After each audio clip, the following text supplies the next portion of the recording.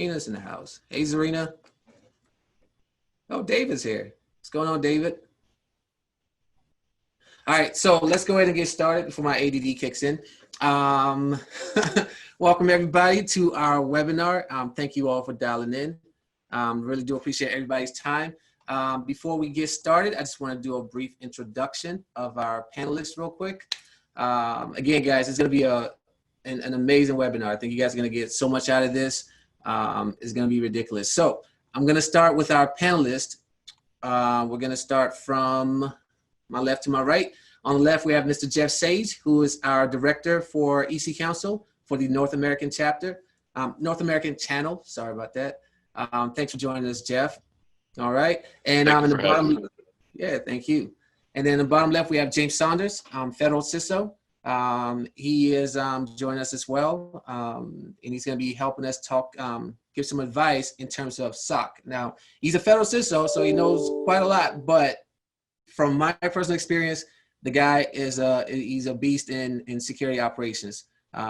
So he's going to be giving us some feedback in that area. And in the middle bottom there, we've got Tom Canter, who is our cloud security expert. Tom's the man when it comes to cloud. So he's definitely going to be giving you guys some good nuggets regarding cloud security. And the bottom right, we have Mr. Lisbon, aka Mr. CSAM himself. He is the security compliance expert, so he's going to be giving us some good information regarding security compliance. We also have a few mentees on the call as well. People that we've personally invited. They submitted their profile, and we're going to be actually having a brief session with each of our panel experts to give them one-on-one advice. So hopefully their story is similar to your path, and you can actually get to learn a lot about just from the advice that they're getting live on the webinar. So we've got Lucy Samuels in the top right. Hi, Lucy. Lucy's joining us. She's actually coming in to one of our mentorship program very shortly. I'm looking forward to working with you, Lucy. She's going to be getting some good advice about Cloud Sec with Tom later. And then we also have George Garriou. He's going to be getting some advice from James in a little bit. And we have Tasha. Tasha's going to be getting some advice from Tim in a little while in regards to security compliance. All right. Cool. Am I missing anything for intro? I think I'm good. Jamie, keep me in line. All right, cool. All right, so let's get into it, guys. That's what we're all here for. I would like to start off with Tim, if you don't mind. Tim, if you could just briefly, for the next few minutes, just tell us a little bit about yourself and your humble beginnings. How did you get into the field of cybersecurity? Sure, thanks for having me, by the way, Paul. I am Tim Lisbon. I grew up in the Baltimore area, in Baltimore County, in Woodlawn to be exact. And I got started, I guess, in the IT career, if you will. I want to say by accident. That was back during the time when if you could spell Windows, you could get a job. So I was lucky to start out on the help desk. Talk about humble beginnings. A help desk where we were supporting the Social Security Administration and Windows NT. And that was really humbling for me, especially when one day the guy said, can I speak to someone smart?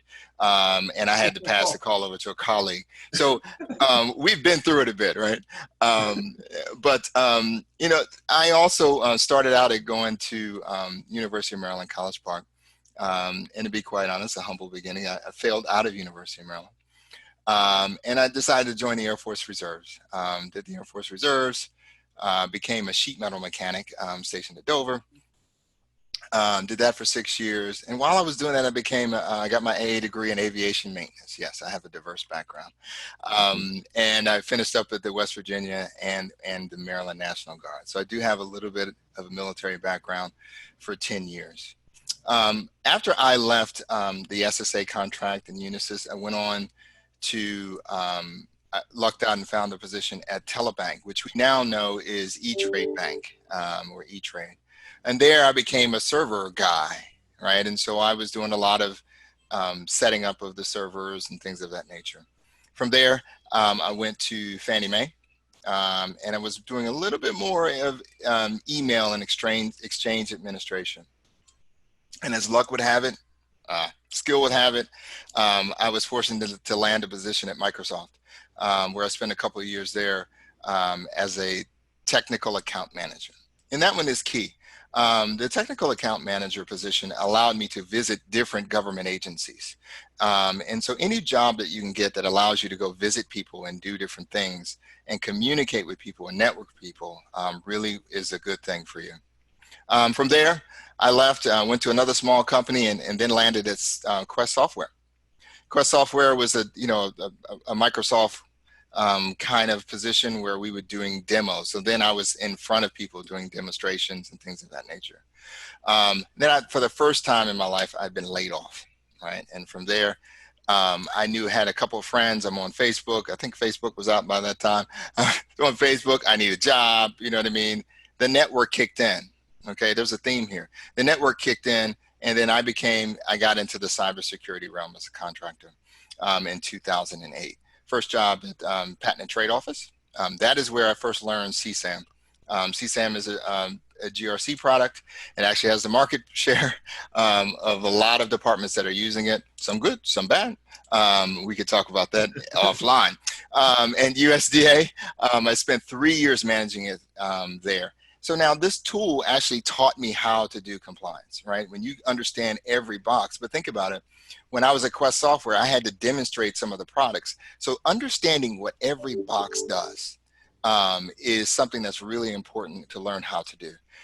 And spend some time at DOJ, spend some time at GSA, and spend some time at FAA. Okay, so I've been at a lot of different federal agencies, particularly doing compliance. And then just on a side note, I own a wellness practice with my wife, and long walks on the beach and bowling. Awesome. Awesome. Thank you, Tim. All right. So tell us, if someone that's interested in security compliance, right? Mm-hmm. They really want to do security compliance. They love the documentation side. And for those that are listening, in case you're not aware of what security compliance is, it's sort of the documentation side of cybersecurity, right? It's where you're documenting policies, procedures, you're doing security assessments. If I was to be interested in trying to do security compliance, what would be your general advice to someone that's aspiring to do that as a career? How do they get their foot in the door? How would you advise them? I think preparation is the key. And when I say that, I mean, have a good understanding of, because let's face it, there's some people that like to read the manual, right? And there's some people that just like to put the thing together and hope they don't have any missing screws, right? And so if you're that person that likes to actually read the manual, right, people pay you for it.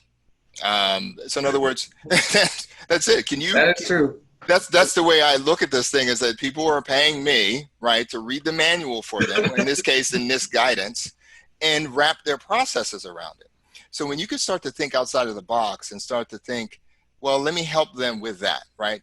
When we're talking about SOC work or anything like that, we know that RA5 is scanning, right? And so we start to know, okay, let me make sure they're doing every aspect of this particular control. So one of the things I would say is clear is that all of the NIST guidance, which most of the federal agencies follow, is out there. It's not something you have to pay for. Just go up there and crawl. And then I always like to say that NIST has a NIST document about a NIST document. And so make sure you go and take a look at those and get the gist of them. And we're not telling you to study them, right? But we have a good idea and a good understanding. Because I catch a lot of people in interviews like, hey,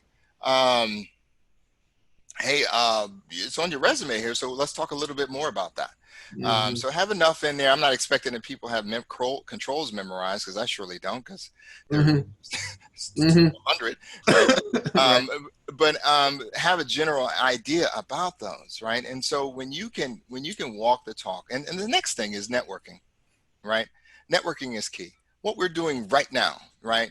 Paul and I know each other from a contract that we're on together, right? That's how I'm here today, thanks to that relationship, right? Mm-hmm. So keep those relationships going.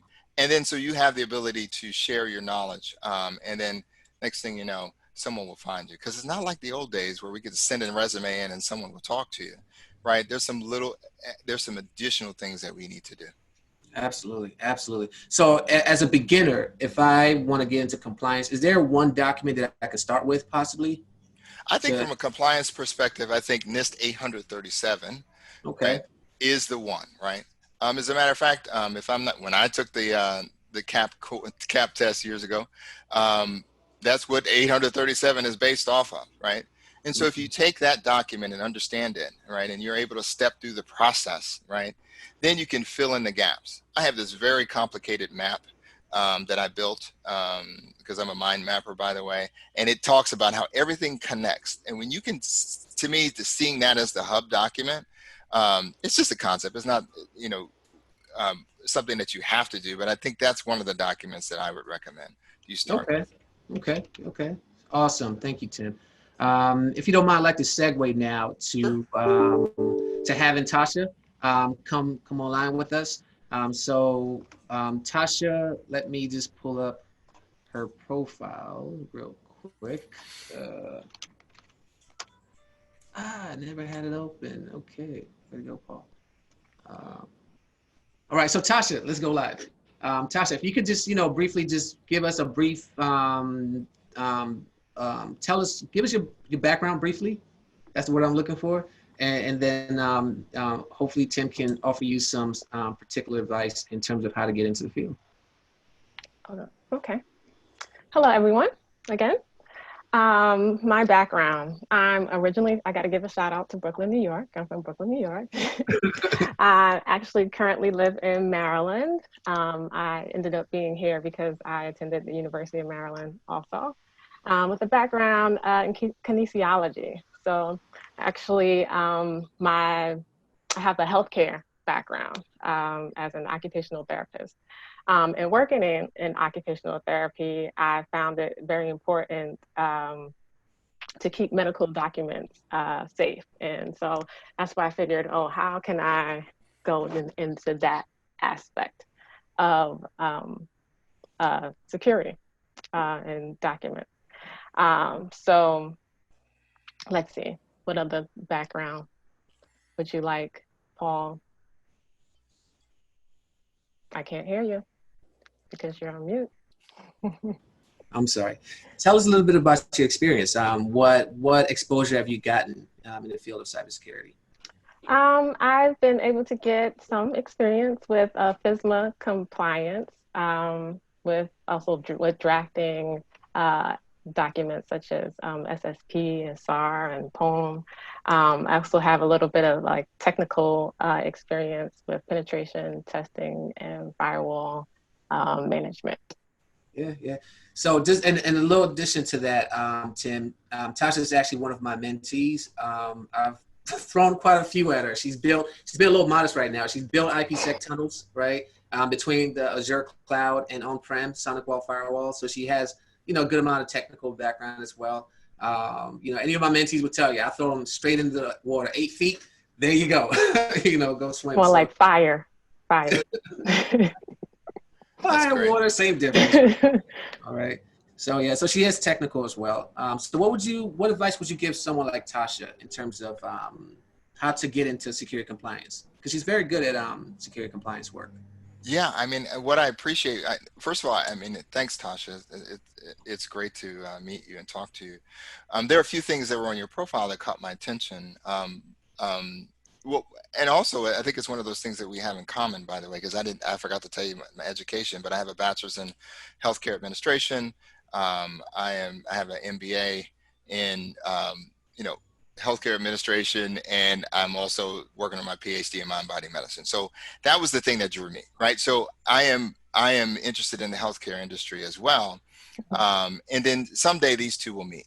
And so one of the things that I want you to be cognizant of is that you will I don't want you to I guess when you move into cybersecurity, don't forget about the healthcare, okay? Because, for example, the company that I'm currently working for, they have a healthcare vertical they just stood up, right?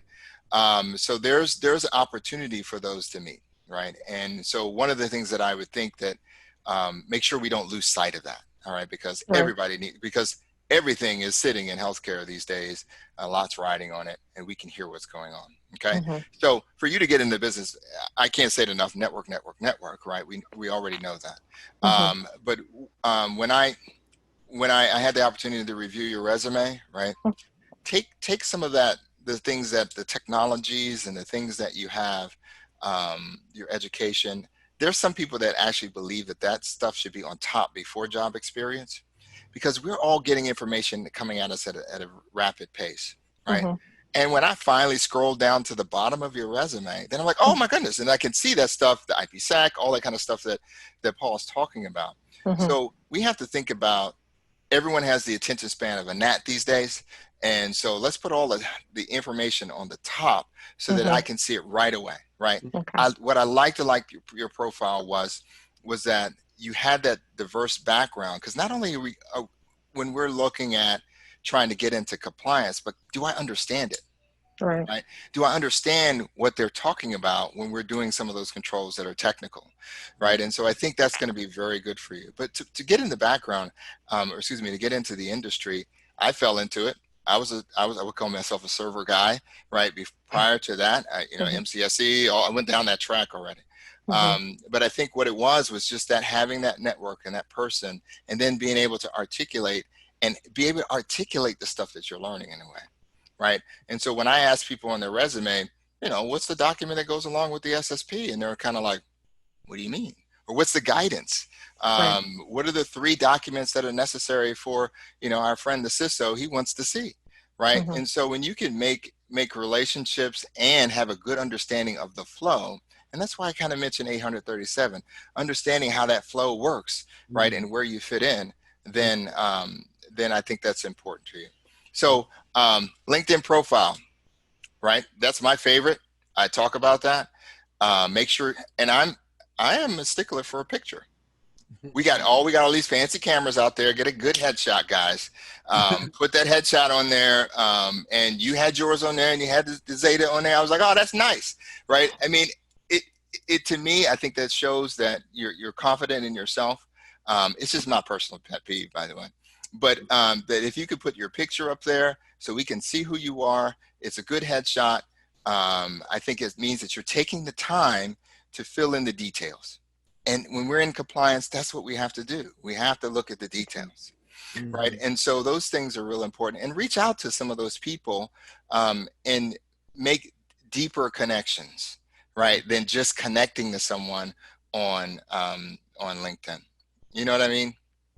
So this thing right now is also about who you know, and also how well you can demonstrate the things that you know, right? And so think outside of the box. Like, remember that there are healthcare organizations that need that. We got the VA, we've got HHS, right? HHS would just love someone like you that can walk the talk when they're talking about this system over here. And that system has something to do, and you can actually understand the lingo, because they have both HIPAA compliance and NIST compliance to deal with, to complicate things more. So I would look, so that's what I mean, keep that healthcare background together, right? With that, you may get something out of that, as you can see with my healthcare background, schooling, if you will, it could actually pan out in the future. No doubt. Thank you. Thank you so much, Tim. I appreciate the feedback. Hopefully we can keep this conversation going even offline, guys. Really do appreciate that. All right, so just looking at my clock, let's segue now into cloud security. So we've got Mr. Tom Canter on the line here. So Tom, tell us a little bit about your humble beginnings. How did you get into IT, and how did you get into cloud?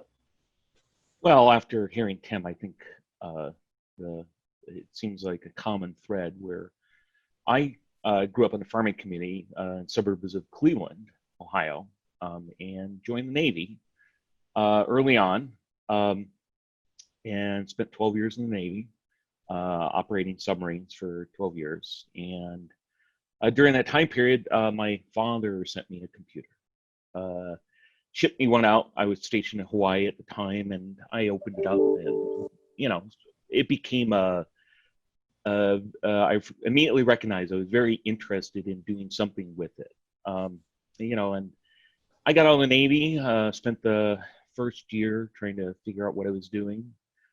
Ended up working repairing appliances for that year, and then finally landed a job with a small company called Attachmate, which does, at that time, did mainframe connectivity, back green screens and so on and so forth. And right around that time, the first spam was posted on the Usenet groups. A gentleman named Lawrence Canter sent the first spam to about 3,000 people. And very shortly after that, we started seeing viruses and various things like that. And I became really interested. So I started delving into it and got very quickly involved in healthcare. Ended up spending 10 years doing software testing after I got my job with Attachmate. More and more into HIPAA compliance, PCI compliance, and so on and so forth. So when I left Attachmate and started early on doing integrations with Microsoft technology, and I became fairly well known. I did a large integration with Kaiser Permanente. And just about that time, the cloud started coming forward, and it became apparent that we needed to have more,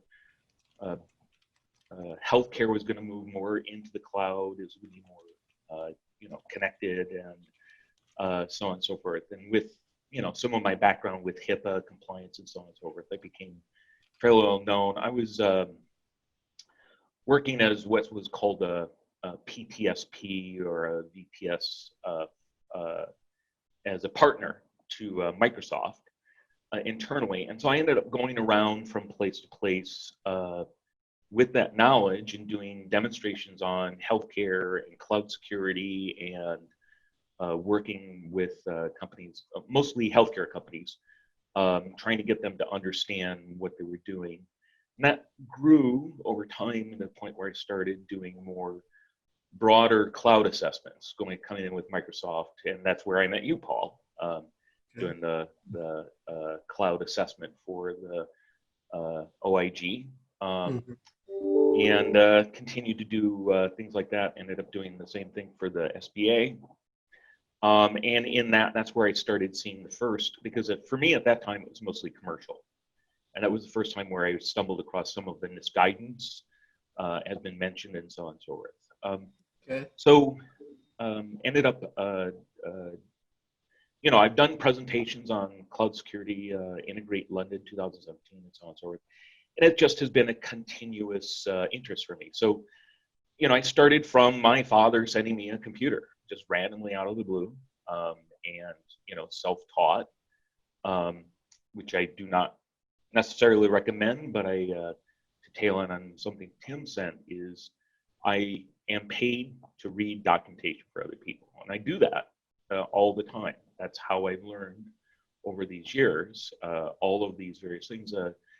Very self-taught, although I'm not averse to taking the appropriate classes and digging into it. So I find it very interesting going all along. So basically from a submariner to going around and doing implementations. My current company, ServiceMax, I'm working for, we're deeply into the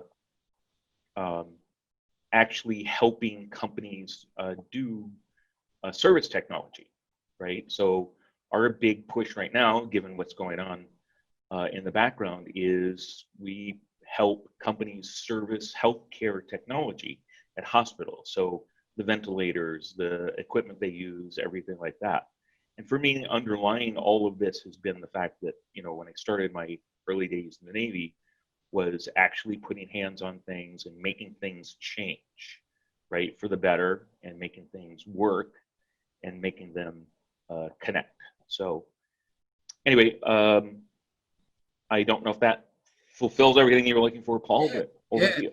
Definitely. Thank you. So, there's this thing that's so, I guess the word is kludgy about cloud, right? Some people don't even know what the cloud is. Can you just maybe briefly tell us what is the cloud? And if I'm interested, because I know it's cutting edge, I know it's relevant, right? But I have no experience about it. How do I go about becoming one of the cloud people? Well, here I sit in downtown Seattle. I am at my apartment in downtown Seattle, and within 3 miles of me is the Amazon headquarters, and 9 miles away is Microsoft. Highly, in the middle of everything like that. But you can now do that all remotely. You can be a part of that remotely. So the first thing is wrap your mind around the idea of not having a physical device that does something that puts your hands on, right? A lot of us spend a lot of our time firing up VMs in AWS or Azure and getting them up and running. Most of the cloud is really more about decoupling us from physical machines. So to get in, you have to become some familiarity. The documentation is there. Amazon and AWS both have free access accounts and everything like that. But I think of something that really, I became familiar with all of that, the early stuff when I got my first job. But the other part is you really want it, right? It's interesting to you and you dig into it. When I got my first job after I got out of the Navy with Attachmate, I asked him, why did you hire me? About 10 years later. And Wendy said, because you really wanted this job. We could tell you wanted this job. So it's the same thing for getting into the cloud and getting cloud security. If you're already drawn to it, people will see that when they're talking to you. And you need to have the basics behind you. And that means going in and actually physically putting your hands on the stuff, but also recognize when you're attracted to it and follow it and go where it takes you. Because mostly do what's in front of you and make sure you're doing it the best you can. And again, following on with the comment Tim made, connections. Everywhere make connections that you can, and meaningful, deep connections, because my time when I worked at Microsoft, I pretty much can walk into most any Microsoft office in the world. Somebody there will know me from all of the writing and all the work that I did internally at Microsoft. And making those kind of deep connections, well, it's very helpful, but it also is very, it's affirming. It's always a pleasure to meet somebody that I've only seen or emailed with or seen virtually, and then walk in someplace and actually meet them. So always amazing how that happened. Real quick, give me 3 platforms that a beginner can log into and start learning cloud and really get them kind of on a takeoff path to learning it. Which 3 platforms would you recommend? Well, the first 2, I think in generally what you're asking, and I'll shoot for this, is Amazon and Azure, right? AWS and Azure, right? And take whatever aspect you want of it, but dig into it. Let's imagine this right now. Amazon and Azure, and probably Cisco, I think, is number 3. Might be IBM. But imagine this. We're going virtual over the next 2 years. Everything is going. Every company is switching. I'm doing a project at FedEx right now. And for the first time in history, they have employees who are not working in the office. Imagine what that means from security, from a security viewpoint. They're going cloud completely. And so they are a Microsoft shop. They're pure Azure. They do everything like that. But another customer you may run across is doing AWS. Another company that you run across is doing Cisco or IBM. But yeah, the number 1 answer your question directly is Microsoft Azure and AWS. Yeah, and they can get free accounts, right, for at least 30 days. You get free accounts. Yep. And if you sign up for most, they're practically giving the train away right now. Online, literally every single day, there's something you can sign up for and take for 4 to 8 hours, and it will be some specific aspect. As a submariner, the thing that I learned was you have to know everything about the system you're on. You don't have to know the details, but at least a broad understanding. So if you're dwelling, make sure you dwell deep, but also get a broad experience and try to understand. So for Azure, you might initially start with looking at virtual machines. It's easy to spin up a VM, everything like that. But then look around. What are the networking components that actually apply, and the firewall, especially firewall and advanced security and ATP, advanced threat protection. It goes on and on and on. But look around and get a broader experience while dwelling into your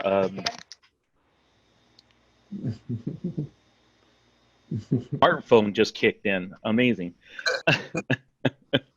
Decided that it needed to tell a joke. All right. But yeah, a broad experience with depth in the security field. That will always help you out. And Awesome. Read deeply.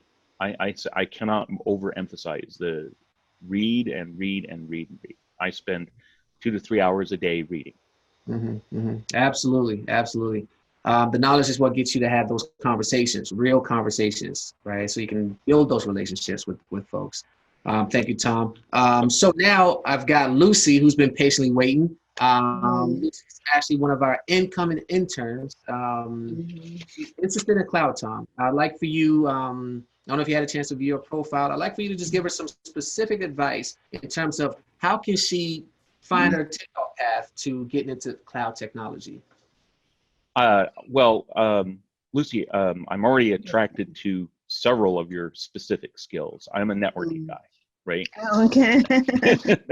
And that immediately jumped out at me. There's nothing that you can't do if you have a solid understanding of networking. Imagine this, and this is part of what I ask some people occasionally is, in your picture, you're on the other side and you're sitting at your desk. What do you imagine yourself doing every day? What is it about that job that attracts you? What do you think, Lucy?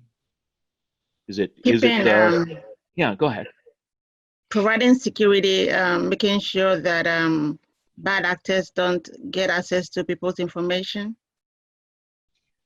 So the positive benefit of helping other people by preventing their systems from being broken into, or their personal information being shared, and so on and so forth.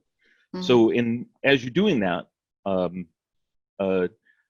you're already getting that picture, the positive benefit. So that's a really strong attractant for a lot of people. As you're doing that day to day, and I ask a lot of people, are you the person? Do you see yourself as the person who is doing the compliance and putting your hands on, changing the configuration of systems and doing the testing and doing the verification? Or do you see yourself on the path of the process flow and working with people to understand what they need to do to help them do that? Are you a bricklayer, or are you a builder? A builder. You're a builder. Oh, that's nice. That's nice. Yeah. So then do you see that? Do you read a lot of your?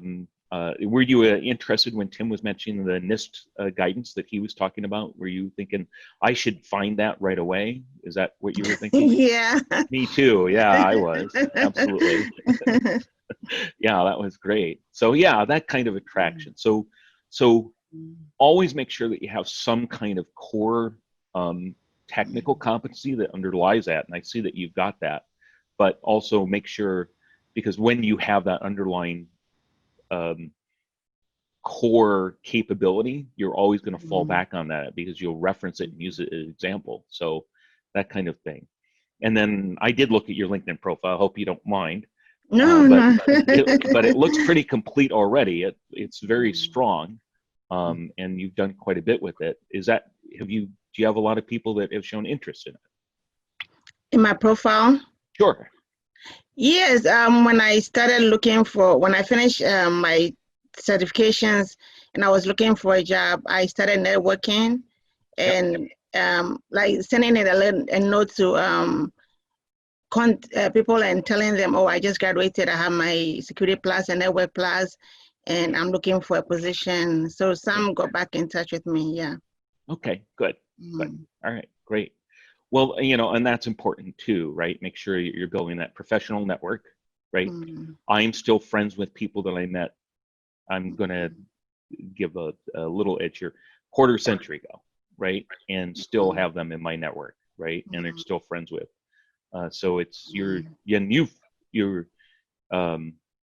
can continue to do that, but that's how you definitely want to start it. What are you working on today? What was the last thing that you read? I'm working on getting the CEH, and with Paul's the mentorship program, he'll prepare us to be able to write the CEH and the CISSP. Okay. So those are the two things I'm working on right now. Okay, good. So both directed, focused, aligned with what you're doing, but also, as Paul is asking you to do that kind of approach. That's great. And then I saw that you went through some of the courses and you set up some virtual machines and did some networking and so on. Are you keeping your hands in that? Yes. His program, when I started, he had us do chapters 1 to 6, but the whole lesson is still chapter 11. So I continued, and I'm still working on them. But the requirement was to do chapter 1 to 6. The implicit requirement is, please keep going. He was hoping you would get caught up in it and interested. That's great.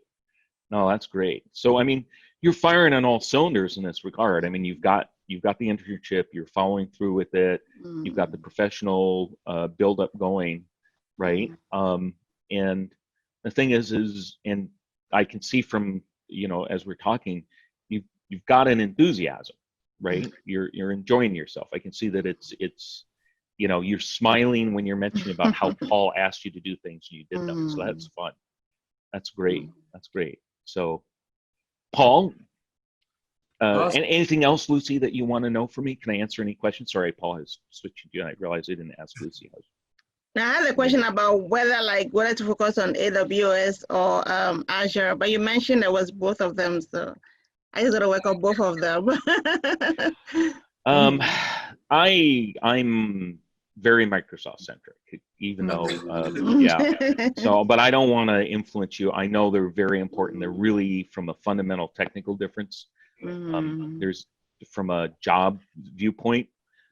I would say, though, I feel as if right now Microsoft seems to have the upper hand in the Fed cloud space.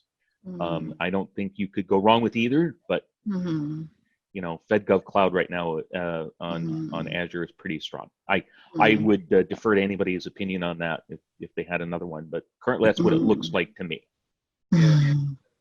Thank you. Oh, you're welcome. Yes. Thank you so much, Tom. Thank you, Lucy. Appreciate that. Excellent tidbits there. Let's move on to our next panelist expert.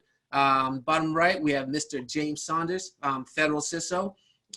James is going to tell us, if you don't mind, tell us a little bit about your humble beginnings and how you were able to kind of work your way to the top of the game, to becoming a CISO. As soon as I can find this mute button. All right, here we go. So good morning, everyone. Named James Saunders. I am a federal CISO as of February 16, 2020. So to start my humble background, like Tim, I'm from Baltimore, Maryland. Born and raised, both city and county. So for me, I've always been into, technology and science. I remember as a kid, going down to the Inner Harbor and going to the Maryland Science Center and the Baltimore Aquarium and just being lost for hours. And that was just me growing up. I still remember getting those AOL CDs and plugging into the CD drive and putting in the telephone line and trying to get it to connect and hearing the beep, beep, beep, beep, beeps and all the fun sounds to let you know that the connection is trying. I never had an AOL account, never worked, but that was still fascinating to me. Then, technology grew, internet capabilities grew, got a DSL line, a little bit older. Now I'm in a MySpace age, the Black Planet era. And without me really knowing it, I learned how to write HTML. I learned how to do CSS. I learned JavaScript, and I did not know I was writing JavaScript. I just knew I wanted my page to be better than the rest of my top 8. Hope I didn't date myself too much, but there we go.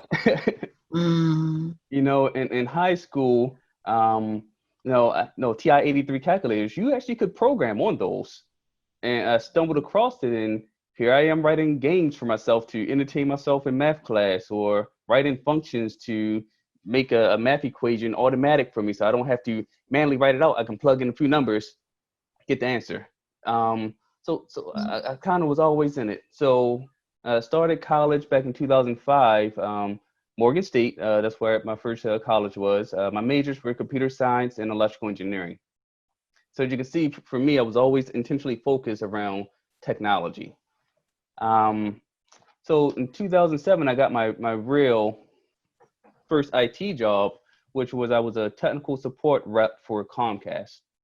The good thing about that is I really learned what it meant to do customer service there, like really meant it. You will have customers calling who were angry, upset, so on and so forth, because their internet's not working. Now they can't submit their homework. The internet's not working. They can't do their job. The internet doesn't work for this, or their TV's down. They had a plan to enjoy something with their family, or they pay for pay-per-view and the TV's down for whatever reason, or their telephone's down, and those are real impacts. So when back then, when I first looked at technology, was it's bits and bytes and hardware and software, and it just works, but you never really see the impact until you have to deal with customers who have to use it, who are not necessarily technically savvy as you are. So those customer service skills, they're still with me to this very day. When I get an email from someone from the public or someone from within the agency saying X, Y, and Z, I know the impact of whatever security policy or whatever security control we put in place impacts downstream. Someone is impacted both positively and potentially negatively as well. So I enjoyed my time there, but naturally over time, you have to grow and try different things. So from there, I got my first real IT job. As another small business in Baltimore, Maryland, that focused on insurance for travelers when they go around the world, because your medical insurance is kind of country bound at some points. So that was the gist of that. So at that place is where I learned how to really handle systems. I mean, Active Directory, Exchange. I did my first migration to Windows 7. The deployed software for phones, talking about bed servers, talking about using tools like Good for mobile back when it wasn't purchased by someone else, I believe. But this is where my love of cybersecurity was sparked. There was an infection on a single host, and at the time I first thought, run AV, no problem. Didn't work. It's like, well, that's new. So the senior system administrator showed me how to use a tool called Process Explorer, part of the System Channel suite from Microsoft, I believe. And at that point, I was hooked. I was in love. I was in love with malware. So that day, I went home and downloaded malware. I learned more about IT, but I was still kind of green at the time, and I kind of infected myself. So I had to wipe that computer. But anyways, so I was wrapping up my undergrad degree from UMUC. I had to transfer from Morgan for, I guess, personal reasons. So I was like, hey, instead of doing my master's in MBA, I want to do it in cybersecurity now. Because again, I was always intentionally focused. Yeah, go Bears. I see the comment. Yep. I was always intentionally focused on working in technology. I was going to do it one way or another. All right. So at that point, I was working on my master's degree, and I was like, I really want to work in something that's cybersecurity specific or focused. So I was talking to a lot of recruiters out there, and one was telling me, hey, I got a beautiful cybersecurity job for you. Aberdeen Proving Ground, you'll be a contractor supporting the Army. So boom, I was gone there. When I got there, where I learned something that's really important, that trust is earned, not given, and always validated. The job was not actually cybersecurity. It was a help desk job, which is nothing wrong with help desk. You need to work your way up through the ranks, but that is not what I was told during the interview. That is not what was in my paperwork. That was not what I was informed of. So at that point, you had to pivot. You always got to be able to pivot. Not necessarily mean you job hop. It means that when something is to your disadvantage, or you see something that's to your advantage, you need to get there. So from there, I pivoted to a huge financial company that's headquartered in Baltimore, Maryland, and that was my first real cybersecurity job. I'm using air quotes on that because one of the things you need to realize is that every single job function that you do has a cybersecurity component to it. Every single IT job is really a cybersecurity job. As a help desk analyst, you're responsible for making sure who you're talking to is the right person. You know, need to authenticate and authorize that person to make a change. Hey, I need to change my password. Well, you're not James. What you mean I'm not James? I'm totally James. Well, answer the secret question. Click.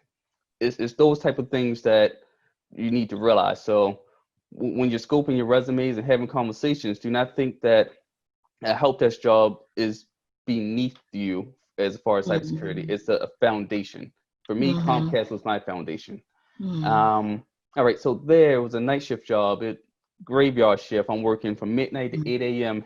every single day, and generally by myself for the most part. So I took that time to learn the systems of that particular organization, learn what the data flows look like. Once I got really comfortable with that, I started studying again. I started looking at different certifications, not for the end goal of just getting the certification itself, but I was more interested in the journey to getting there.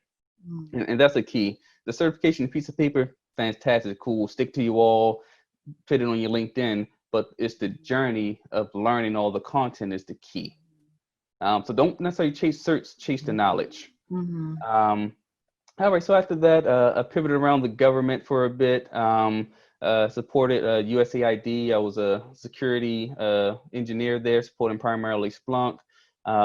Then moved on to healthcare.gov at CMS, where I met Paul, which is another common theme across this webinar. Everyone knows Paul. He's really great at networking, which is another key, network. Then I moved on to Social Security Administration, Security Exchange Commission, and then I landed my first federal role as the Chief Security Architect at the Small Business Administration. And then, through hard work and taking advantage of opportunities, I was selected to be the CISO for the agency. So that's my general background. It's a lot of pivots, a lot of hard work, but I was always intentionally focused on a particular goal, and I chased it at every opportunity. Awesome. Thank you, James, for giving us that awesome story, man. I want to ask you, I'm a beginner. I have no idea where to go. I know that I want to get into cybersecurity for obvious reasons. It seems cool. It seems lucrative. What do I do? What would be your advice for me to get into the field this day and age when MySpace is kind of irrelevant now? Yeah, you can't code in MySpace no more. Last time I checked, it was a little while ago. My comments are, first, that lucrative part kind of rubbed me the wrong way. If you want to chase money, go Wall Street or go financial, because your first couple jobs is not going to have you rolling in money. It shouldn't, because you need to do it for the love of the field. I legitimately love cybersecurity. I mean, when Tim and Tom mentioned NIST 837, I've read that. I built systems from the beginning. I'm in the cloud. I'm in all three major clouds right now. I have functions built where I have all three clouds talking to each other, passing around a token. It's you really have to legitimately love the field. The next piece for me, it's reading. It's so important to read. For myself personally, I do an average of 50 books per year, which is roughly one per week. And the topics vary. I just don't read technology and cybersecurity. I'm reading sci-fi, psychology, history, leadership, business, IT, including, again, cybersecurity. And the reason for that is those lessons and that content from other areas actually help you have more tools in your tool belt when you're dealing with cybersecurity issues. For example, my favorite book right now is Team of Rivals, The Political Genius of Abraham Lincoln.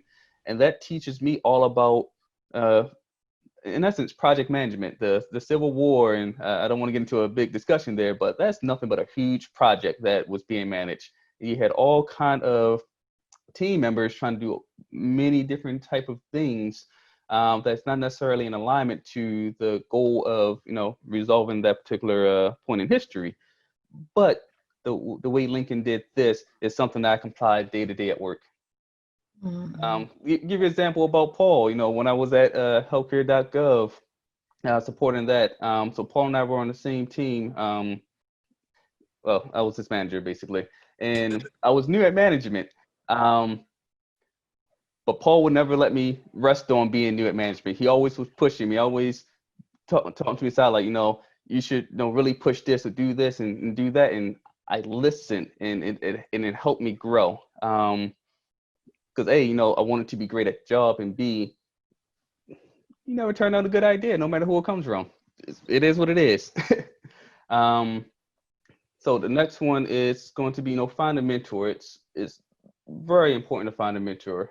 For me, my biggest issue is I did not necessarily have someone in cybersecurity to guide me, which means I fell into those pitfalls of going to the wrong job, which means I had to go the harder route to figure out what it is to navigate this arena. So, you know, feel free to reach out to someone. You know, use LinkedIn, send that message. One thing I want to foot stomp on that is don't send a message saying, hey, I have a 30 plus and I need to wait for me. Right now, I get so many messages, I just kind of filter those out now. It's, hey, I work towards getting in cybersecurity. I'm curious to how you got to X, Y, and Z. Do you have 5 minutes to have a conversation? That's something that's more tangible. Yes, I can probably find 5 minutes to have that conversation with you. But generally, don't be afraid to reach out. Most people in cybersecurity, they're friendly. They all started somewhere in a humble beginning. No matter how far back in the game that was, it happened. The last three I'm trying to hit really quick is, you know, you got to dedicate yourself. Again, it's the love of the field. It's the love of the game. You just have to dedicate it. I would not necessarily say chase money. No, money's part of it. Who doesn't like to get paid? But that should not be your number one. Your number one is to, you know, better yourself, to better organization, to help a customer or someone down the line. For SBA, it's I need to make sure we can do what we need to do securely so we can successfully help out a small business community. That's the focus. It's not James wants to get paid and make a lot of money and be known everywhere. That's not the focus. The next one is going to be, you know, embrace failure. I have probably 1,000 rejection letters to 1 acceptance letter. It's just going to happen. So if there's a role or that you think that you're qualified for, go for it. You know, apply.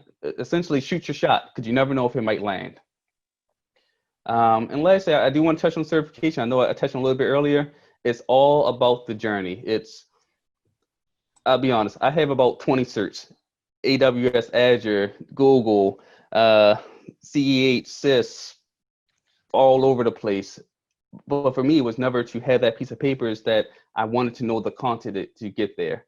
I probably studied more books for certifications. Like I know the CAP inside and out. I know the CRISP inside and out, but what's the piece of paper going to do for me at this point? It's nice to have, but it should not be your goal.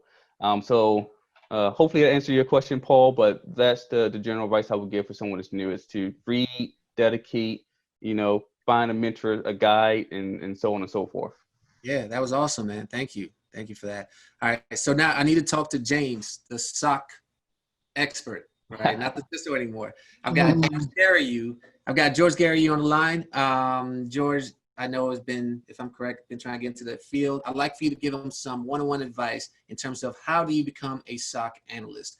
George, if you can just start off, maybe give us a brief description of your background and kind of just iterate to James where you're trying to go in your career.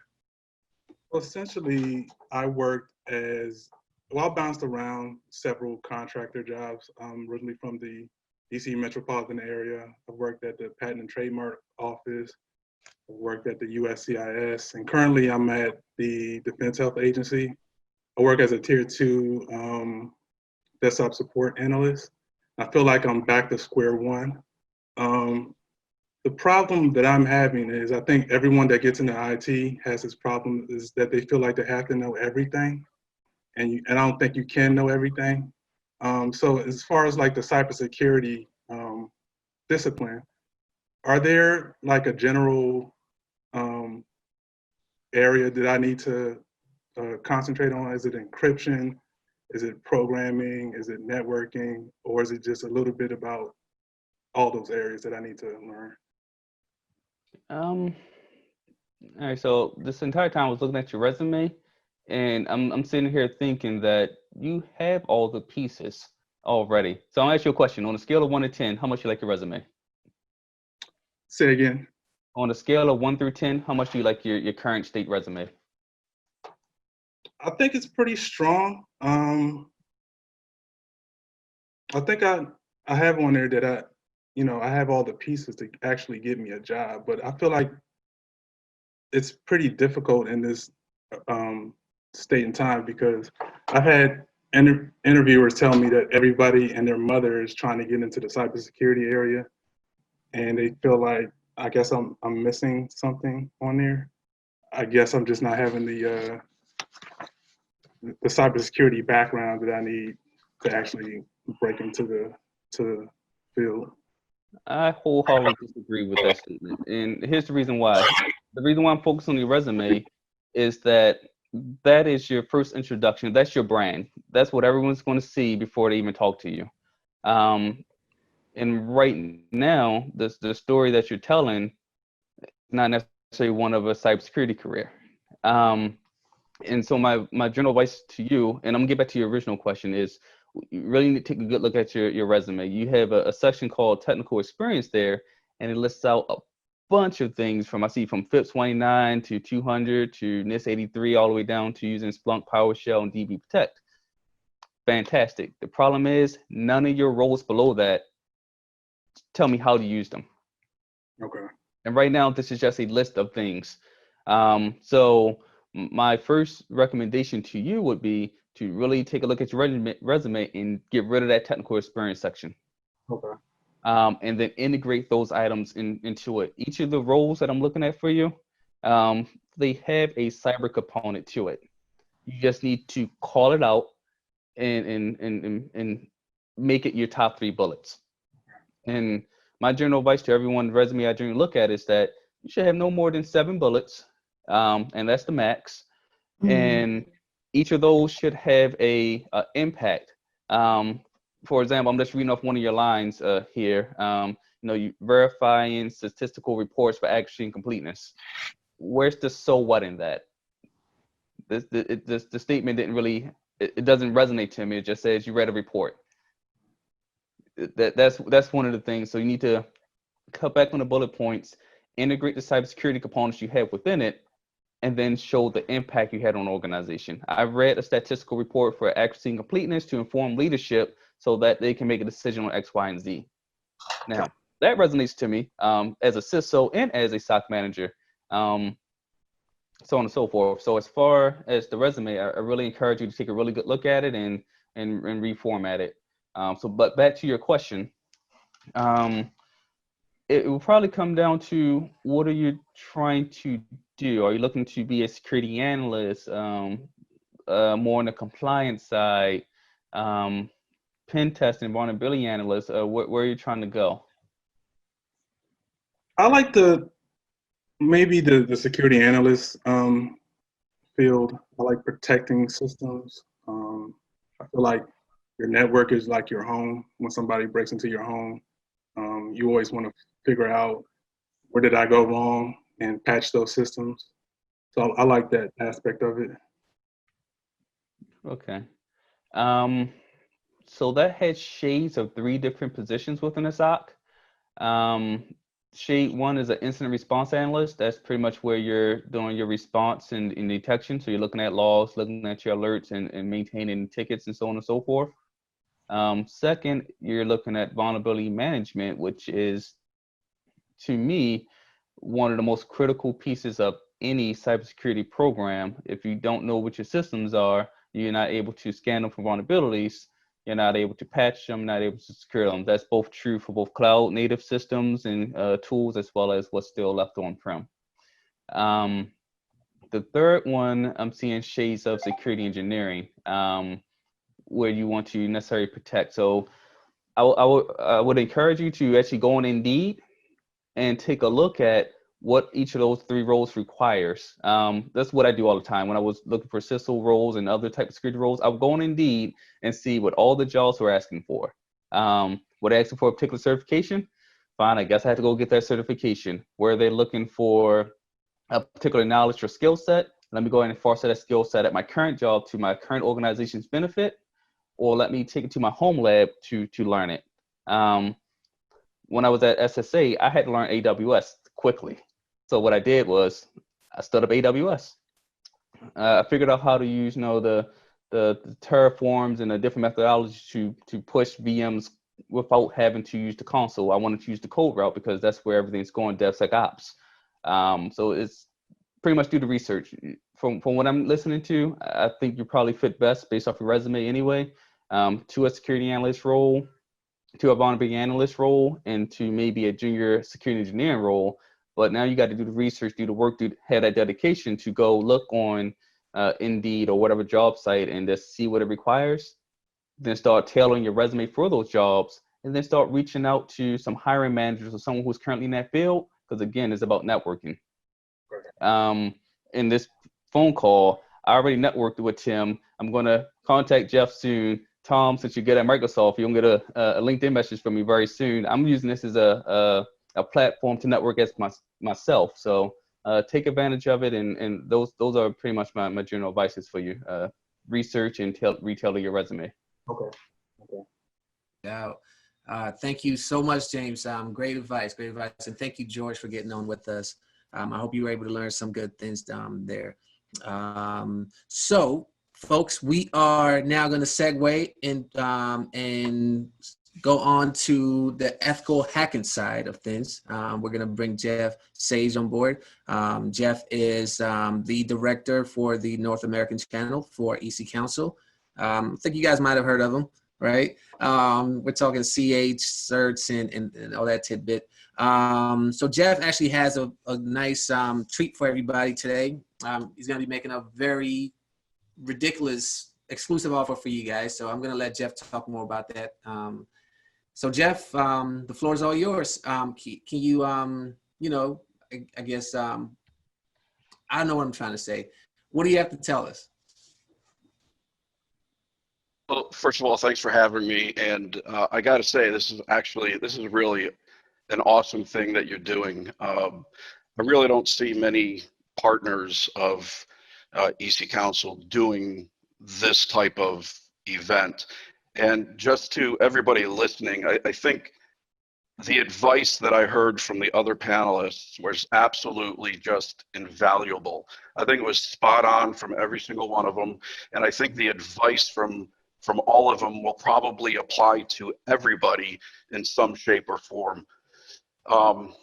As director of the North American channel for EC Council, I get to speak to channel being authorized training centers throughout the United States and Canada.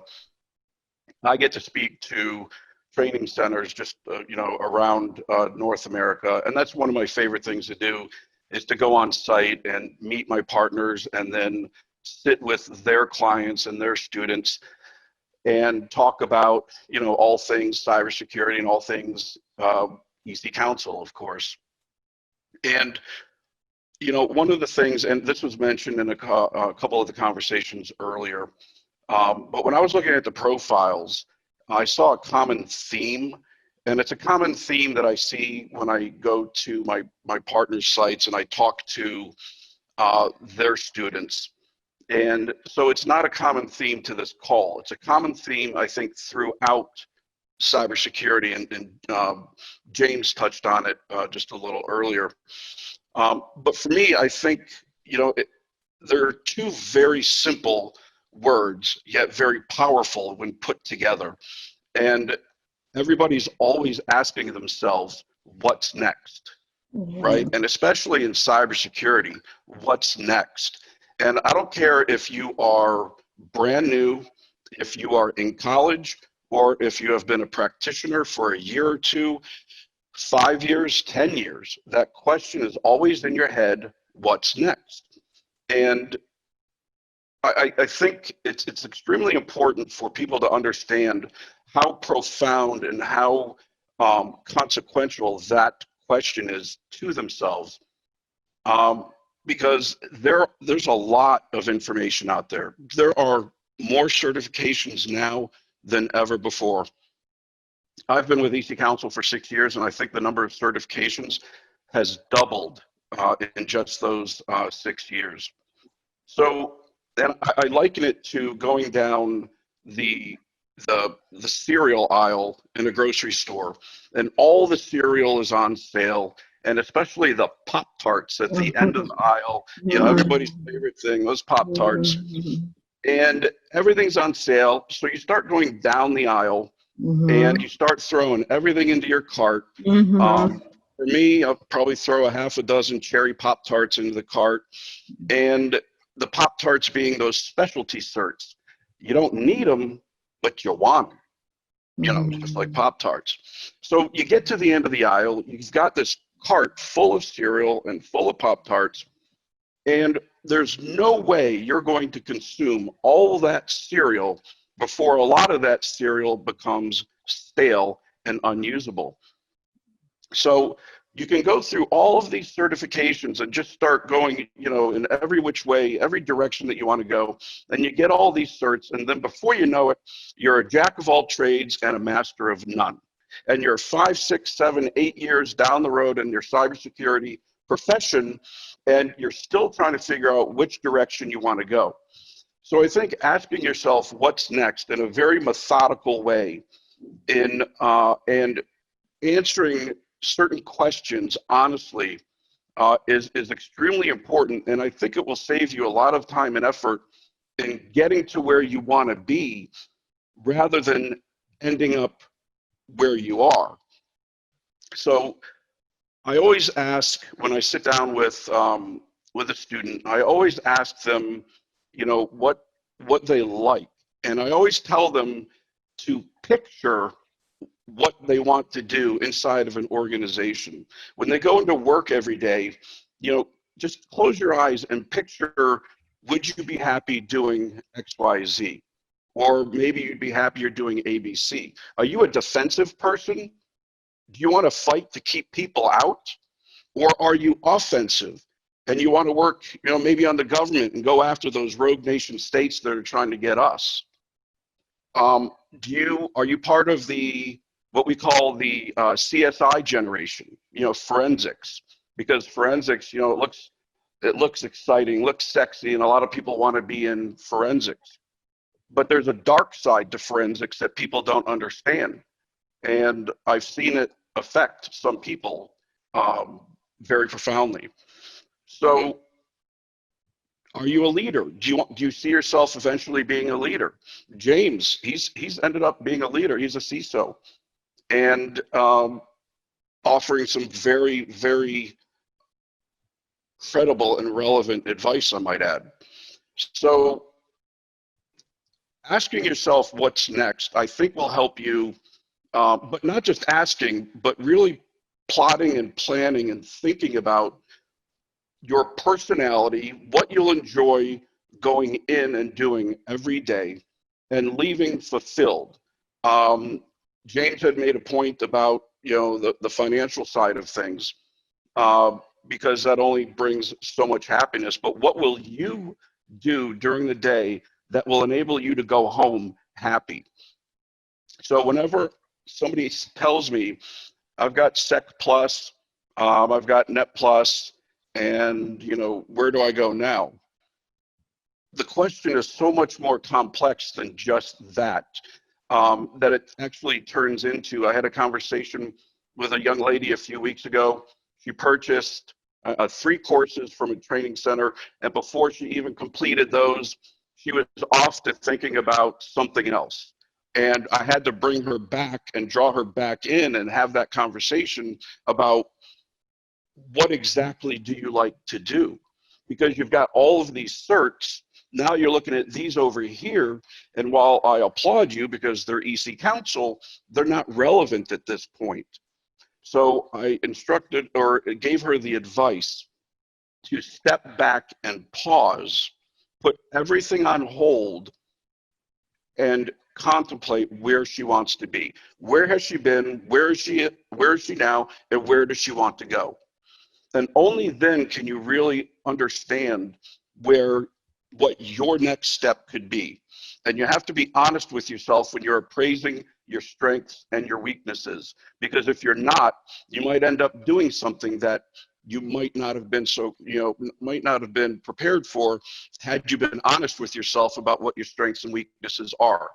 So there is a plethora, just a mountain-sized availability of different paths, different certifications, different roles and titles, different organizations, commercial, large, small, medium, DOD, defense, I mean, it's military. It's absolutely incredible the amount of opportunity that's out there. And you can go down any of those paths, and there will probably most likely be a job there for you. Just make sure that you aren't wasting time getting there, and you're getting there in a methodical way because you sat down and you spoke to mentors like we have here on the panel today, the people who give up their time because they want to give back, and people like Paul and Jamie who have these types of webinars. There are a lot of people out there that can help guide you, but you have to ask yourself what's next, but think about it and contemplate it in a certain way and be honest with yourself. Awesome. Awesome. Great advice. Focus is definitely important when you're trying to achieve your career. Thank you so much for that, Jeff. I think a lot of people are also wondering about those vouchers, right? Sure. We advertised an incredible deal that EC Council has been gracious enough to offer. So can you tell us a little bit about that? How can people achieve that? Absolutely. So EC Council, we've gotten into the hands-on training, the practical application of our knowledge, CEH, ECSA, LPT, and we started hands-on with LPT Master. We were one of the first to market with a proctored, hands-on, 18-hour pen test certification. It's 3 6-hour blocks, but it's 18 hours. It's black box pen test. No information is given other than when you log in, it's telling you to do this, this, and this. Hundreds and hundreds of VMs. Fail rate higher than the pass rate, and we're unapologetic about that, because if you can pass this, you absolutely positively deserve the title LPT Master. You have one, right? Do I have my LPT? No, somebody, you had mentioned somebody yesterday with their LPT Master. Yeah, so Cigar, his license is under us. We're actually working to roll that out as a curriculum. Oh shoot! Are you still there? Okay, I'm still here. Yep. Yeah, we have Cigar Bancel. Okay. His license is under us. I'm actually studying for it to try to get there. But yeah, we definitely plan to roll that out sometime this year, maybe later this year. Fantastic. That's fantastic. And we recently rolled out a prep class for LPT Master, which is APT, Advanced Pen Testing. So we rolled out LPT Master, and then about a year and a half ago, we rolled out CEH Master and ECSA Master. So LPT Master is a certification in of itself. You pass LPT Master or the LPT practical exam, and you earn LPT Master, which is a certification in of itself. In order to, I'm going to talk about CEH Master and CEH Practical and the ECSA. So with CEH, we have both now the knowledge side of learning with the CEH multiple choice exam, the traditional multiple choice ANSI accredited exam that everybody takes. And now we have the CEH practical exam. It's a 6-hour hands-on proctored exam where students are presented with 20 ethical hacking challenges, same ones that they would find at their job every day as an ethical hacker. There's no trapdoors, no gotchas, no smoke and mirrors. It's all the practical application of what is CEH. So if you understand the fundamentals, the foundation, the underpinnings of CEH, and you have experience and you're comfortable in our iLabs environment, iLabs being our cyber range, comfortable with both, then you have a really good chance of passing CEH Master. Again, no magic, no trapdoors, nothing. True ethical hacking challenges that you would experience at work. Same thing for ECSA. So if you pass, going back to CEH, if you pass the multiple choice and you pass the practical, we give you the designation CEH Master, okay? Now the same is true for ECSA, but it's a little harder and a little longer. So ECSA is our first pen test certification, and it takes everything that you've learned in CEH, all the tools, all the processes, and applies a specific methodology to create a pen test cert. So you have the ECSA multiple choice, and if you pass that, you get your ECSA certification. But then you have the ECSA practical. Now the ECSA practical is a 12-hour online proctored exam. And it is taking everything you learned from CEH and applying a specific methodology. But also, unlike CEH with ECSA, you actually have to create a pen test report, one that would be good enough that could be submitted to a Fortune 500 company. And then that's part of your grading as well. So if you pass the pen test, the practical aspect, and if you pass the hands-on or the report writing, then you've earned your ECSA practical. Your ECSA plus your ECSA practical earns you ECSA master. Okay. The ECSA practical, 12 hours online, proctored. Oh, by the way, just a bit of good news. I know they kind of sound daunting, but the good news is it's open book. Okay, I know a lot of people like to hear that. It's open book. You can bring your notes. You can look things up on Google, because basically what we're trying to do is replicate that real world experience. The only thing you can't have is somebody else in the room with you. But books, notes, search engines, have at it. It's all yours. Love it. So, and I love. Oh, I'm sorry, I'm gonna cut you off. I was just gonna say I love practicals. I love practical exams because it takes you out of theory to talking the talk.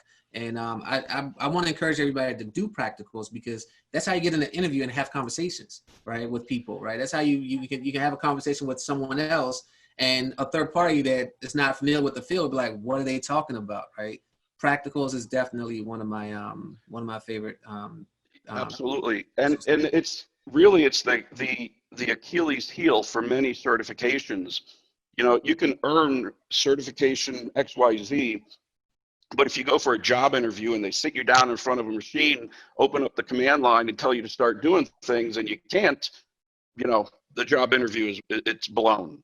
But if you take the practical, the CEH practical, ECSA, LPT, whatever it might be, or even, something else from another organization, you've proven right then and there that you can do what you've learned, and you can do what you say you can do.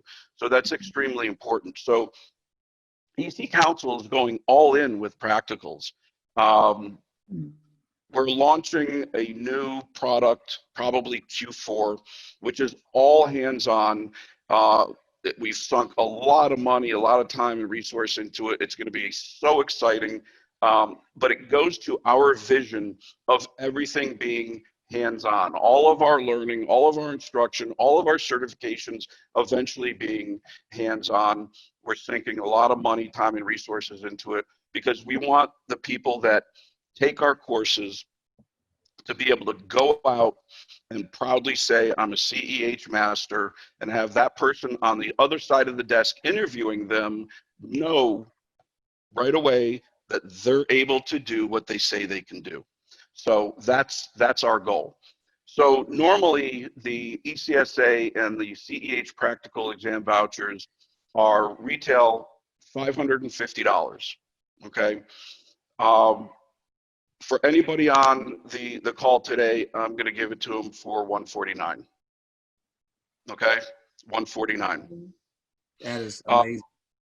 Yeah, so they can reach out to me directly. We can make it, I don't know, maybe a week time frame.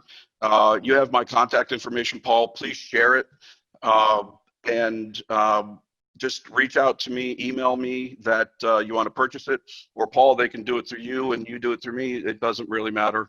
Whatever's most convenient for everybody. And as far as that what's next conversation, reach out to me on LinkedIn.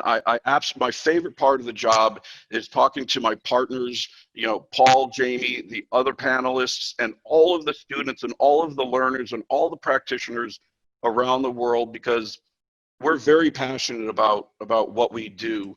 And we feed off of the excitement of our partners and the practitioners and the students. So please reach out to me on LinkedIn, connect with me. I'm connected with a lot of people. There's a lot of topics that are talked about. You'll be able to see and keep in touch with what EC Council is doing. And I'm more than happy to have a conversation around what's next at any time. And whether, Paul, we do it together, anybody reach out to me directly, I don't care. I love talking about it, and I can't talk enough about it. Awesome. Awesome. Thank you so much, Jeff. I really do appreciate that. Thank you, everybody that's on this call. This has been amazing. I mean, this is way beyond what I imagined how good it could have turned out to be. I mean, the information that's been given out in this last hour and a half, I mean, I feel like it's only been 5 minutes. I'll be dead honest with you. Literally, it feels like it's only been 5 minutes. It's been just priceless information. I hope people are getting good nuggets, because they were just dropping. They were dropping 24 carats just all over the place. Rewind this tape and pick up the rest of them if you missed it. It's real stuff. We're real people in the field, and we're here for you guys. And we're reaching back and just saying, hey, you don't know where you're going, we got you. As you guys know, PJ Courses is our website, right? Got to do my little shameless plug-in. PJ Courses is our website. We have a one of a kind. Everybody thinks that baby is the cutest, right? But my baby is the cutest. We've got PJ Courses. We have a career development program. It's one of a kind, in my opinion. If you go through chapters 1 through 11, right? You go through that, trust me, you're gonna really know what it's like to be a cybersecurity analyst by the time you're done with that class. If you go through it with quality review, it's hands-on, it's theoretical, compliance, engineering, ethical hacking. It's a trifecta. It gets you on that interview table where you're really talking a good game, right? And I do recommend it for everybody. And there are other sites as well. Just, anyways, I'm not gonna echo what everybody's just said. Thank you guys so much. I'd like to segue into our Q&A session. Jamie, I don't know, have you been kind of proctoring the chat? You want to take this one and maybe pop up some questions from our attendees? Yeah, so there's a lot of questions, and I've been trying to, let's see, I have to scroll back and find some. So guys, if you posted a question, it wasn't answered, please just retype them in the chat boxes. So I had to kind of go back up. Let's see, I did have Tim and some other people, they did answer some of the questions. Nice. I know one person, Amarachi, she said, where do I start from? She wanted a mentor, and she's just like, where do I start from? I tried to answer. If anybody else, want to chime in on that. Additionally, Paul, we do have some more profiles that we have saved if you wanted to do a screen share of those profiles, or you just want to go to the live questions? Yeah, so as far as the profiles goes, all of those people that submitted their profile on time, we will be addressing you. If it's not by me, it's gonna be from one of our panelist expert. It will be done virtually. So we will definitely, your profile has not been submitted in vain. I do plan on sending you guys some advice, some career advice as well. So definitely want to do that. I guess let's see how the questions go. I know we have. All right, so we have one from Darren. What resources are the most beneficial to lay a foundation for someone who's transitioning from healthcare into cybersecurity and was accepted into a master's program? Okay, was that to a particular person? No, Or just a general question? just everybody. Okay, okay. Any of our panelists expert want to take this one? I'll give it a shot. So the root of the question is, I have background in healthcare. I'm trying to get into cybersecurity. We know that healthcare cybersecurity is a huge concern, not just in government spaces, but also just across the healthcare industry at large. So my first piece of advice would be to understand HIPAA inside and out. I'm talking about the security rule, the notification rule, the breach rule. I haven't been in the healthcare sector for a little while since I left CMS, but I still remember those rules, and I think there's two more. Second, depending on which way you go, if you're going, government, learn this, study NIST. If you're going public, you want to look at more like high trust. You need to know your compliance frameworks. So if you choose to go the compliance route, the policy and compliance route, you have a solid foundation. You can speak the language, you can talk to the interviewers, you can do the work. The other route, if you decide to go technical, you understand why a tool is placed this way, why you need to respond to an event with an X amount of time, because you understand the frameworks that the particular organization is beholden to. So I would generally start there. As far as the technical side, that's always been a catch-22. Even I experienced it when I first started. And that's where it's always going to go back to, you have to just do it yourself. The way the clouds work nowadays, Azure give you $200 credit, AWS gives you something or another, and Google gives you like 30 days of free reign to run around their environments. There's nothing stopping you from building the cloud at all. So build your lab and make your own technical expertise. Some of the top security tools out there, it's, Splunk. They have a Splunk Home Edition, which gives you like 500 megabytes a day. Why not pipe your home router to it and start building out your own alerts and your own dashboards? Mm-hmm.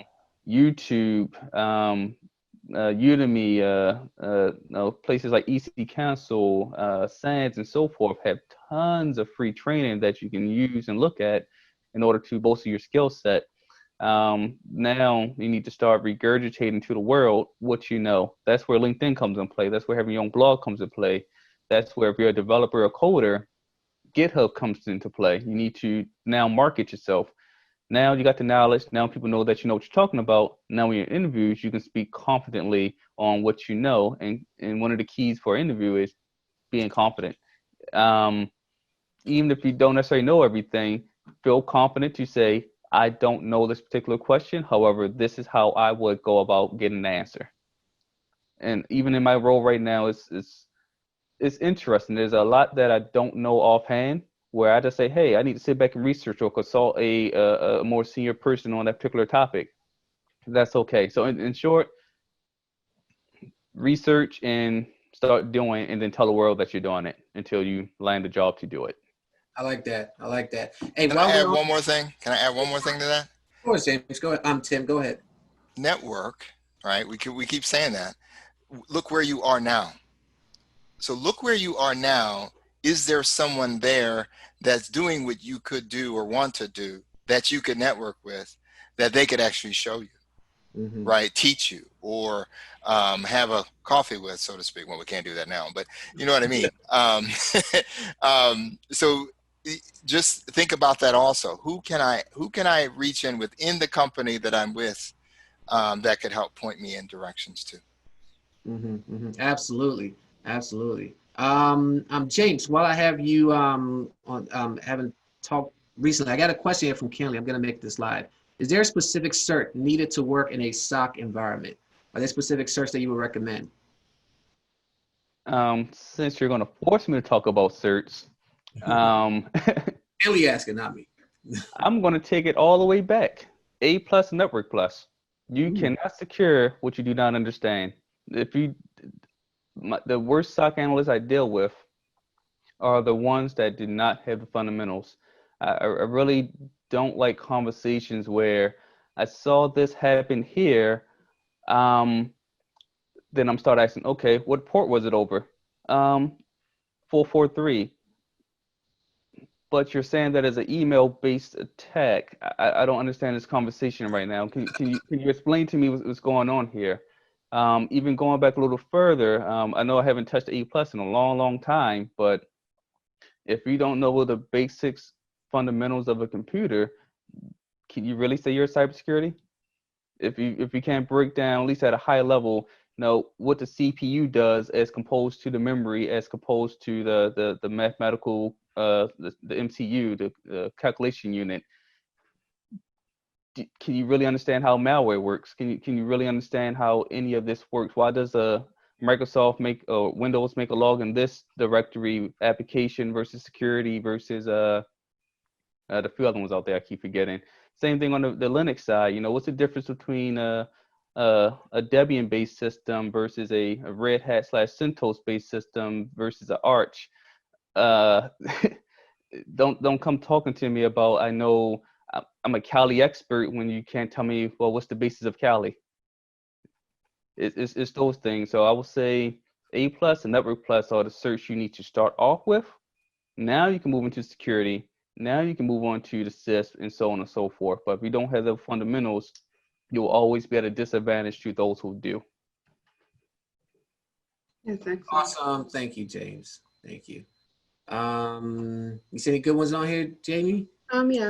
So what advice would you give for someone, and this comes from Maze, what advice would you give for someone who has 10 years research, 10 years of research, project management, monitoring, and evaluation of project experience in the international trade and development industry? Have just completed a second bachelor's in cybersecurity management and policy. I'm a beginner in cybersecurity field, but wondering what areas should I focus on? Where my prior experience and skills can be transferred and secure an associate or coordinator level position? What certs would you recommend? Did you guys get that? That was an earful. Okay. Hold on. I think it's a Q&A session where you guys can probably get a transcript of that. It's in a question and answer section, if you guys can see it. Yeah. It was posted at 11:30 a.m. Right. So basically, they got 10 years of research and project management experience. They've done some international trade. They have a second bachelor in cybersecurity. They are a beginner. And they want to know where they should focus. Their prior skills, using their prior skills, and what certs do you recommend, essentially? So we have a career transitioner. Any advice there, guys? I can kick it off for sure. Because we have some research, project management, from a compliance perspective, somebody that likes to research, to me, is someone that likes to look at, read the manual, right, so to speak. And then project management, I really do think the organizational skills that are produced out of good project managers is really a valuable skill to have. And so I have to go back to the last comment I made, is like, who do you know where you are?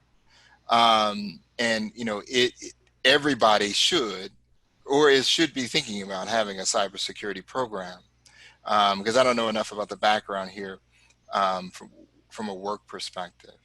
But there's a point in my career personally when I went from the MCSE server guy, Microsoft Exchange guy, to more of a, you know, people person, right? And I think those are good skills to have to help you with that. And I don't know if we could stress this enough. I would continue to network with a lot of people to see if you can move what you have into that. That's my 2 cents right now. Okay. Awesome. I wanted to just, I know so I'm going to go back to the earlier ones because I skipped over some. What is the main difference between working in the public sector versus the private sector? This is from Kenley. I started answering that, but didn't hit the send. So what I had so far was from a public sector perspective, and James could probably to add to this too, is there's a lot more of requirements that need to be, or regulations, or how about I say NIST guidance, as I'm a NIST jockey, right? So that's the first thing I think is the frameworks that are out there, they have to adhere to them more, because they also have the OIG that comes down and checks to see if they are doing what they say they are doing, right? And so in my opinion, when you switch over to the private sector, and they're trying to adopt, right? That's why we have the cybersecurity framework. So they're trying to adopt some of these frameworks, but they just don't know how, because this is not, they think it's a paperwork drill. And so that's some of the stuff that you would have to contend with if you're in the private sector. Say, for example, I've written a NIST 171. Anyway, it's a document for an SSP, let's say, for a company that had a blood machine that they were trying to sell to the government. So they had to use that. And so, those kind of things, like, how do we write this? So they pay us to write. Okay, we'll write one. And then we just go and pull all that information in there. So there's a lot of things you have to consider.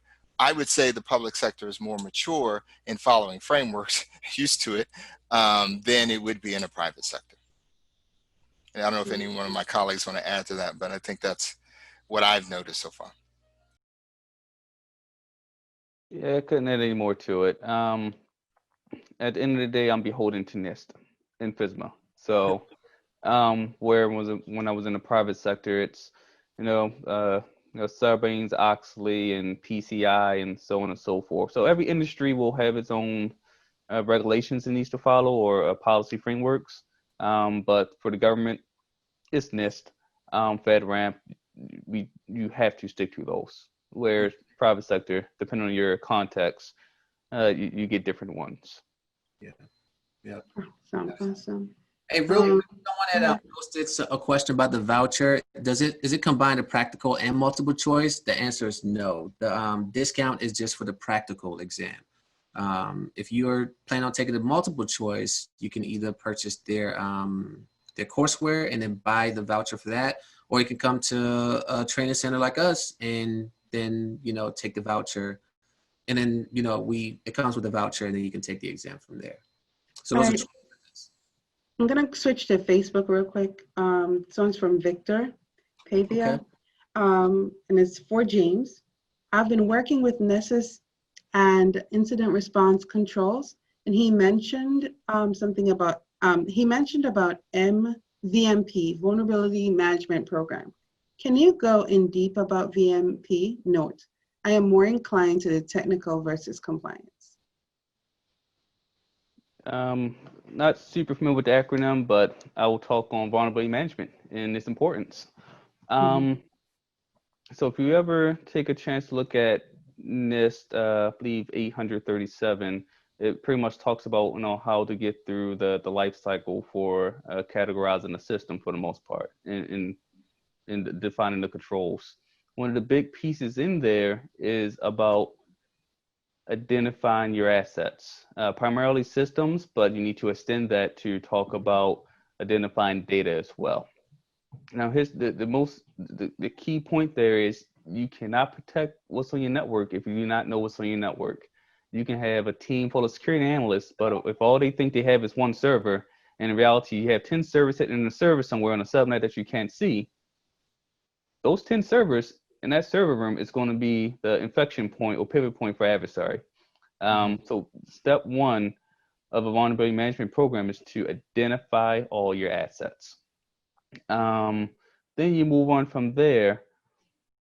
What do these systems contain? Are these systems in the government world, we say HVAs, high value assets, do they contain sensitive data, or are they servers serving file shares that are just regular files, no huge concern there? All right, so now you identify your systems, you know what's on the systems and generally what they do. Now it's your vulnerability management program comes into play. You need to be able to scan your systems. In my opinion, I really prefer to have it done daily, but the larger the organization is, the more you really can't do that. So at least every 3 days, as a DHS mandates. You want to have those scan results or the scans to be authenticated. That allows you to see the applications behind the systems. It scans all the ports. It identifies all of the vulnerabilities that a potential insider threat could see. Remember, not all your threats are from the outside. Some of your threats can come from within. So now you're scanning, you pull out your vulnerabilities. Now you got your criticals, your highs, your moderates, your lows. You need to work from the top to the bottom to address those concerns, because those criticals are normally the ones that potentially will be exploited the most. So same with the highs, and then you're going down. Now most people think, well, I need to worry about my criticals and my highs and moderates. We get to it when we get to it. Now you got to realize these really good hackers, these good adversaries, they can chain together a bunch of lows and get into your system. So you need to address them as well. Right. So that's something that a lot of people don't necessarily think of. They're like, well, I don't got to worry about my lows and my informationals. I just hide in my scan results. No, you need to look at those. That's all part of your vulnerability management. Now we know a human being is a finite resource. The scanner, your Nessus or Qualys, whatever tool you're using is a finite resource, so you need to prioritize. So if your system is HVA, yes, you need to address those and prioritize those quicker. If these systems are externally facing, heck yeah, you need to prioritize and take care of those first and then work your way backwards. So when it comes to vulnerability management, that's the key component of any cybersecurity program. It's knowing your systems, knowing what your system's doing, what data it has, and then prioritizing appropriately to resolve them and address all the findings where applicable. Just don't think you're good because you took care of all the criticals. They can be chained and will be chained together. Awesome. Thank you. The next question is, it's a quick one. What is the best programming language to learn for security? Oh, I think Tom could take this one. I think you have some programming background, don't you, Tom? I do, but I think it's been previously answered, and I agree with the answer. Bash seems to be, or shell programming seems to be cross-platform, the most consistently cross-platform tool. Although PowerShell is also cross-platform now too.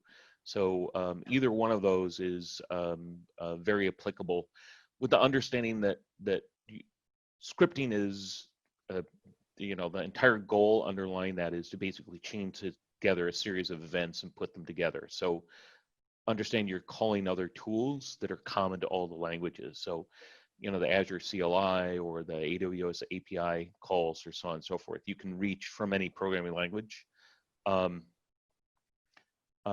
I wrote, unfortunately, a software testing engine in Corn Shell, which was 100,000 lines of code. Yeah, that was bad days. And so they can do an amazing amount of things. And I've done tons and tons of scripting using just the DOS command shell. And you can do a lot there. So you don't have to pick one or the other necessarily, but your tool set may be driven by the particular approach to it. PowerShell is somewhat more object-oriented, whereas Bash and Corn Shell, or Bash is more just command-centric and doesn't internally have access to the platform. So anyway, both of those are good, and you can certainly fall on either. There are many others, and it may just come down to a stylistic choice, but they're If I could, definitely both strongly covered. Yes. if I can, I would like to add to that, right? But a different context. But I want everybody to understand this. We just, because we were talking about PowerShell, we just got an OIG finding for not auditing our PowerShell work in our organization. Okay, that's where where you can see the compliance fits in, guys. So we now have to figure out how to audit what the scripter is writing in the we're executing, right? That's where compliance comes in, and that's where we want you to start to think about, if you're in a SOC, I've got to tell your SOC, you have to do it this way because that's where it's written. And if you're a programmer, I'd say, we got the secure development process that we have to follow. So you just can't just, launch a script in the government space without having that checked out. So now we're in the process, and then even what James was talking about, where he got an amen on that, is like, we've got 20,000 vulnerabilities. We got a patch management problem where that server guy needs to know how that he needs to patch. I see a patch that hasn't been applied since July 2017, folks. And because it was a moderate, it's being stepped over. So all these things come together. And so a lot of you guys are asking us detailed questions. You got to think about what your passions are. So then you go, well, I like servers, so there's something I could do down here. But it all connects together. Just be mindful that it's so many places within cybersecurity. Insider threat, I do have a question about that. Someone I answered, where should I go? Insider threat is now something. If you start to look at NIST 853 Rev 5, ooh, folks like James, his mind is really ready to explode, right? Because there's some new things in there that he has to comply with, and he has to do it within a year, so they say, right? And so make sure you take a look at the big picture and just find that sweet spot for you that'll allow you to make a difference. Okay, awesome. I have another question from Facebook. Thank you so much, Tim. I know we just have limited time. So what would you expect from the interviewee as an interviewer if you're interviewing for a junior level SOC analyst? Ooh, okay. I used to do that back in the day. I'm going to hit you with the fundamentals, and here's why. If you're a junior analyst, you can nearly assume I have mid-level and senior analysts on the team already. So I'm going to ask you about the fundamentals, back to basic networking. I'm going to ask you about basic computer architecture. And the reason for that is because I learned through experience that just hiring someone just with a security plus fresh out of college, they're going to struggle because they don't have that fundamental. Second, I'm going to ask you about my working environment. Since I've been primarily government for the last couple of years, I'm going to ask you if you know about NIST 800-161, I believe, which is the incident response guide. Now, if you can't tell me about that, you did not do your homework ahead of time. I probably will pass over you in lieu of someone who did that homework. Can you tell me about my organization?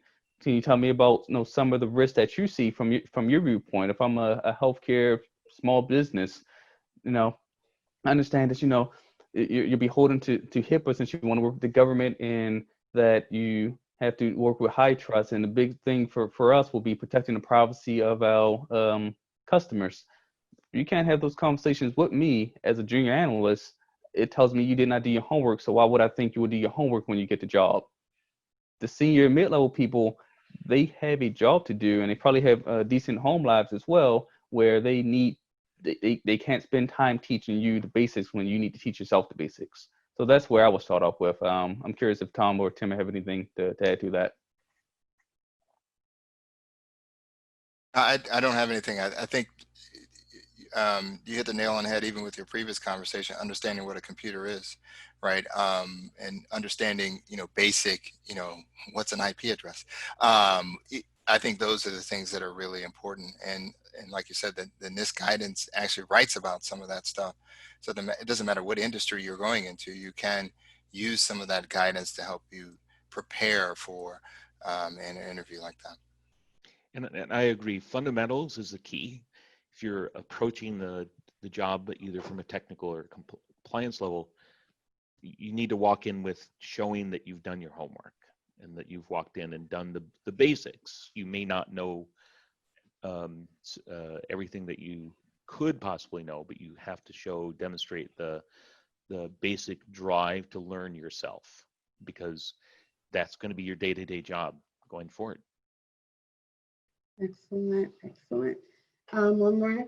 How valuable would it be to obtain the CAP certification for the purposes of risk management? I think it's very valuable. Like I said, I haven't looked at the latest test, but when I took it, you could study NIST 837, the risk management framework, and pass the test. I don't know if it's changed. You guys would know better, but that's the key. We know the Rev 2 has added an additional step 0.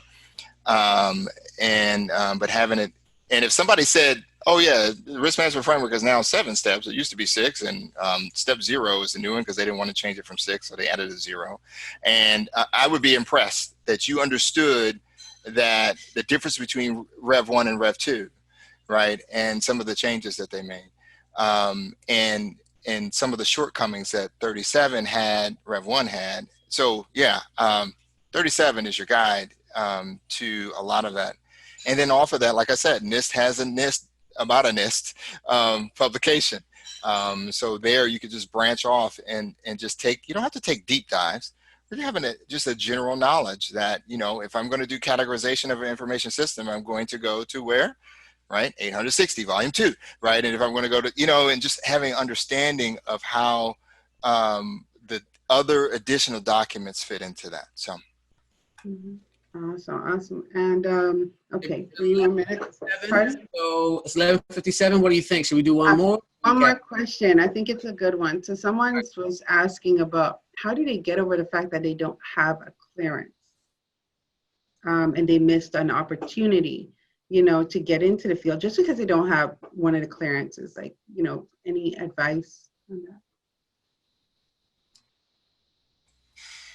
Well, I mean, that depends. I mean, a lot of the public sector, where you don't have to, it's not necessarily, it depends on the level of clearance we're talking about, right? Mm-hmm. From a public sector perspective, it's not really hard to get unless you're really bad. But you know, there are a lot of jobs that you can get, and you know, just filling out the public trust, and some people have, you know, stick with those kind of agencies that need that. So it just really depends. You know, if you're trying to go for something high level, sometimes you need to have someone to sponsor you to do that, or an organization that's willing to help you go through that process, that sees enough in you that, yeah, this person is worth the time and the money and the effort to getting them the clearance that they want. So sometimes this is like crawl, walk, run, right? You have to start at the basics. Yeah. And to piggyback on that, you know, over 10 years in the game, the highest clearance I've had was a public trust, right? It's all about searching. Do you have to search a little bit harder to find that job that doesn't require clearance? Yeah, right? But trust me, if you search well enough, you will find a good amount of jobs out there that says, hey, you just have to be able to pass a security clearance check. So just keep searching and don't lose hope. You'll definitely find them. All right. Hey, it's 11:59. It's 11:59. So yeah, we gotta cut this thing off, y'all. I wish we can keep going, but it's time. Time's up. We got definitely more questions here. I definitely plan on getting to those questions, making sure that there are no questions left behind here. But thank you guys so much, my panelists. I'm James, Tim, Tom. Thank you guys so very much Jeff.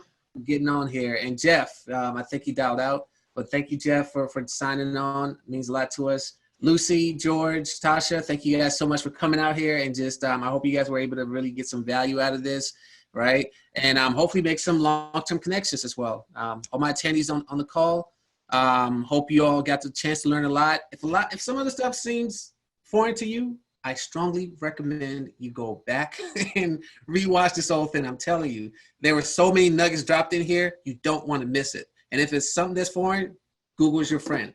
look that sucker up, because that what one thing I can promise you, what one of these guys says might get your job in an interview. Like I'm not even kidding you. It literally, like I'm listening to, I'm like, yo, if somebody just replicate what he just said, you're gonna impress. You're gonna kill at a job interview. So you don't want to miss. Don't let that slip you by. This is a really wonderful conversation, guys, and thank you all so much for dialing in. I really do appreciate it. Yeah, once again, of course, we'll send out some emails, following up with some information and contacts and information about the exam as well. So thank you to everybody that signed on again. All right. Thank you all very much. It's our pleasure. Thank you. I'm going to give you all your Saturdays back. Thank you so much. Thank you, guys. Have a good Saturday. All right. Take care, everybody. Bye.